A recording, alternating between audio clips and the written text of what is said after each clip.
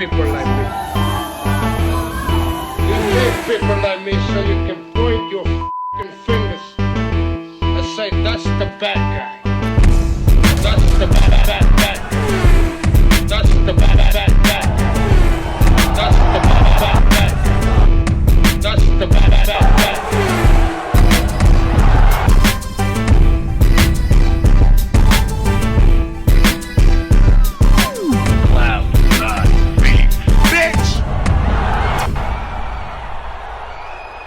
Welcome to the motherfucking relay. We're covering today's top boxing news. Okay, we'll start with this. It appears that the good people at No Limit Promotions, a well-to-do promotional outfit in Australia, perhaps you've heard of them. They promote Tim Tszyu, Nikita Tszyu, do a lot of big shows down there in the land down under. They're going to be putting on one more show before this year is out. December 13th. At the Star in Sydney. And on the undercard, one of my favorite unbeaten up-and-comers, Jasmine Parr will be returning to action opposite the ring, seasoned veteran Shannon O'Connell. 20 years older than Jazzy. Scheduled for 10 rounds in the women's bantamweight division. Bantamweight, that's where Dina Thorsland reigns as unified champion. That's where Shurita Metcalf holds the IBF and Shernika Johnson holds the WBA. That is where this contest is taking place. Jasmine Parr sports a professional record of 6 wins with no losses, no draws, 1 recorded knockout. 21 years old. Comes from a fighting family, comes from a kickboxing background, a Muay Thai background. But she's a boxer now, a full-on pugilist. I think No Limit Promotions have a potential star in Jasmine Parr. That rhymed. She'll be facing Shannon O'Connell, who sports a professional record of 24 wins with 8 losses, 1 draw, 12 knockouts, having been knocked out 4 times. In 33 professional bouts. She's coming off a knockout loss right now. When last we saw Shannon, early last month, opposite the ring, unbeaten Miyamoto in the super bantamweight division, she was stopped in 4 rounds. It was a referee stoppage. She was stopped on her feet. She was taking too much punishment, and granted, she could have survived. She could have made it to the next round, but looking at where the fight was going, it wasn't going to get any better for Shannon. She was outgunned by a very aggressive Miyamoto. She's going to be facing a very aggressive Jasmine Parr. I would not call this a foregone conclusion fight. Granted that Shannon is coming off a knockout loss to Miyamoto, who was 19-0 at the time.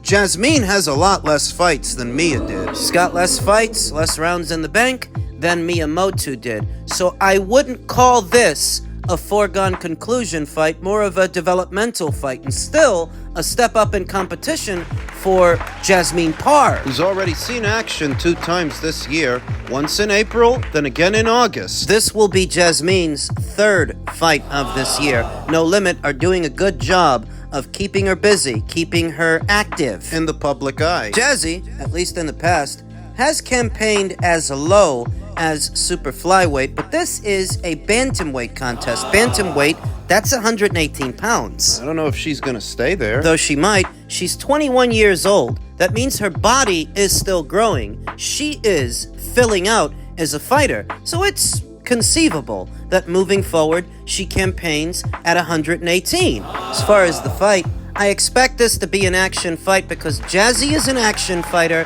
and so is Shannon O'Connell. These are not sugarfoot fighters, finesse fighters. There ain't nothing subtle about them. I don't know for sure that Jazzy Parr will get rid of Shannon O'Connell as quickly as Miyamoto did. Mia did it in 4 rounds. Jazzy, being less experienced, might have to work a little harder. She's still a bit rough around the edges, and this is a step up in class for her. This will be the most experienced fighter that she will have ever fought. More experienced by a lot. So maybe Jazzy wins, maybe she wins, but she has to work a little harder for the win than Miyamoto did. Maybe, we'll see. But I am going with Jasmine Parr to win.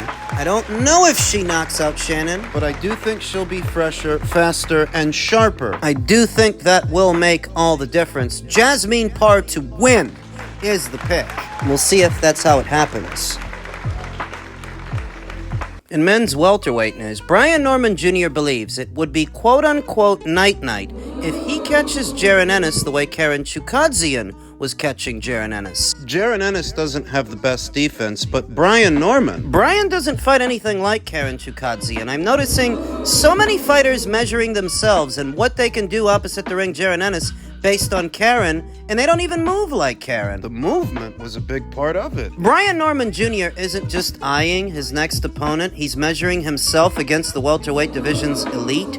Norman, the undefeated WBO welterweight title holder from Conyers, Georgia, recently found himself sidelined due to an injury that forced him to withdraw from a scheduled bout with Derek Cuevas. Now, as he eyes a return next year, Norman is sizing up the competition, including unbeaten IBF champion Jaron Ennis, who secured a unanimous decision over Karen Chukhadzhian in what was a rematch of their January 2023 bout. Norman's ascent has been anything but standard. In May, he shocked the boxing world by knocking out Giovanni Santillan in the 10th round in Santillan's own backyard of San Diego. The win earned Norman the WBO interim title, and by August, he was elevated to full champion. Now he holds an undefeated record of 26-0 with 20 KOs and the weight of his title with a mounting drive for unifications. Ennis. Mounting drive for unifications? He passed on the opportunity to unify. The highly regarded 27-year-old from Philadelphia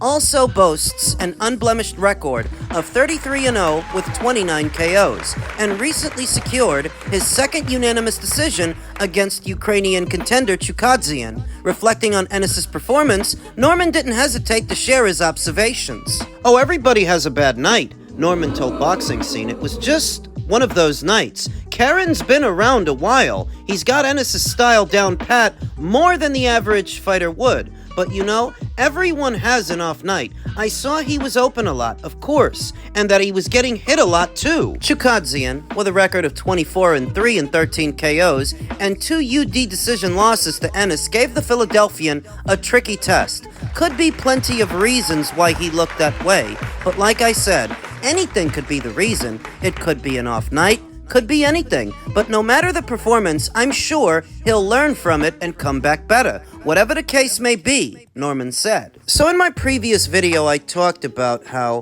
social media influencers have found their way into the world of boxing because the conventional boxers left the door open. Conventional boxing, traditional boxing has become boring to a lot of people. Fights that don't happen when they should, fights that do happen that don't generate any kind of excitement or revenue. This creates an environment where the audience is not stimulated, they are not interested. Enter these social media influencers that create excitement of their own. The collapse of the Jaron Ennis versus Brian Norman fight is a prime example. Up until that Santillan fight, the beating that he put on Santillan, nobody really knew Brian Norman, but he made waves with that performance. And instead of building on that momentum, we just get more of the same. Boxing is a business. Sure it is, and you're so business-minded, you turned down more money for less money, because boxing is a business. It's nauseating. For Norman, it's more than just dissecting his potential rival in Jaron Ennis. He's sizing up how he'd approach Ennis if they meet in the ring. And when it comes to power, Norman didn't hold back. The difference is, he wouldn't have taken that left hook from me, Norman said. I think it would have been night-night for him. Sounds good. Too bad you rather talk about it than show and prove. I don't know that we're ever going to get that fight, to be honest with you. And if we don't, it does hurt the welterweight division because it'll continue to stagnate. And it does hurt the sport of boxing as a whole because we don't need that. We don't need another dead division like the middleweight division. And I'm sorry to tell you, but not every fight requires a year, 2, 3, 4 years, 5 years for you to put it together. It's like so many people are trying to follow the Maypac blueprint when they are neither Manny Pacquiao or Floyd Mayweather. What applied to them doesn't apply to you. Look at Errol Spence and Terrence Crawford. It took approximately 5 years to put their fight together, but when they finally did, it didn't even crack 1 million pay-per-view buys. Why? I could give you a long-winded answer filled with contributing factors as to why that is, but the long and the short of it is you have to strike while the iron is hot. This is boxing. You never know what's going to happen. So that when a Brian Norman has a career-best performance against the Giovanni Santillan, Don't wait. You can't afford to. You don't know for sure that what happened to Giovanni Santillan won't happen to you. And when it does, the opportunities you were afforded, they'll evaporate. Giovanni didn't see you coming, but do you think you're immune? You're a top-rank fighter. Top Rank is not in the business of coddling their fighters, their champions. Bigger ticket sellers than you were thrown into the deep end. You're not safe. Sucks the damn air out of the room that here you have an opportunity to make a fight between two unbeaten champions in their prime in the same division. The money is there, and for whatever reason, it doesn't happen. It just happens too much in the sport. Boring. And the content creators that actually got behind Brian Norman's decision to forego that fight, agenda-driven content creators that care more about metrics than the health of the sport, the state at the weight. I'm not being altruistic. Don't you see that this is bad for business? Ulterior motives and agendas have dominated the boxing space here in America for some years now. And all the while, interest for boxing in America has been declining. That's not good for the content creators. That's less people that care about boxing and less people that care about your videos. And you don't feel it right away. It happens gradually over time. The same as it did with the networks that pulled out on boxing, like NBC and HBO, Fox, Showtime. It's a slow burn. The sport suffers for it. Content creators need to stop focusing on agendas and focus on the fights. Advocate for the fights. Put the fighters under pressure. Nobody really does that anymore. Everybody's got an angle. Everybody's got an agenda. Do you want these guys to fight each other or not? They would be a lot less comfortable swerving each other and delaying these fights if the boxing community at large, in one voice, told them to do their job. Be a lot less comfortable fighting in filler fights and wasting our goddamn time. Finally, in men's middleweight news, Sheeraz versus Adames is agreed, but not signed. A fight between Hamza Sheeraz and the WBC middleweight champion Carlos Adames is reportedly being planned for February 22nd in Riyadh. While Adames Sheeraz is not signed yet, the camps have agreed to terms, per veteran boxing scribe Dan Rafael, which is causing a bit of a stir, some confusion. February 22nd is when Daniel Dubois is supposed to be coming back. In Riyadh. So connecting the dots, that would have to mean that Sheeraz versus Adames would be on that fight's undercard. Saudi-backed. Which is the best money in boxing right now, especially for a fighter like Carlos Adames, who by himself isn't worth very much, doesn't generate very much, doesn't get paid very much. That would be the incentive for him to even give Hamza the time of day. So then what's the confusion? That Carlos Adames claims, I've just talked to my team. I don't have a fight confirmed yet. A lot of people have been asking me about my next fight, and I've been telling you, we sent Janibek an offer, and he has not answered. For now, nothing is official. When I get some info, I'll be the first to tell you. Widespread rumors about a Hamza Sheeraz fight that is all but agreed, where Carlos Adames himself says nothing is agreed, nothing is confirmed. All he knows is that they sent an email to Janibek's people for a fight. So he says. I don't actually believe Carlos Adames sent Janibek Alimkhanalai anything.